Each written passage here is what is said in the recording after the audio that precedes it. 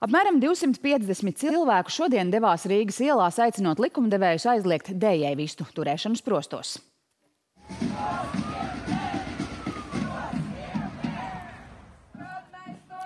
Pasākuma organizatori lēš, ka pērn Latvijā sprostos mita aptuveni 70% no visām dējēju vistām.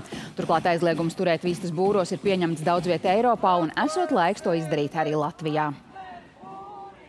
Sprostos joprojām ieslodzīti ir apmēram 3 miljoni putnu, un tie ir ļoti nežēlīgi pret dzīvniekiem, jo ierobežo viņu iespējas brīvi kustēties. Faktiski šīs te vistas sprostos ir spiestas visu mūžu stāvēt uz metāla režģiem, nespējot pat normāli pastaigāt vai izplast spārnus.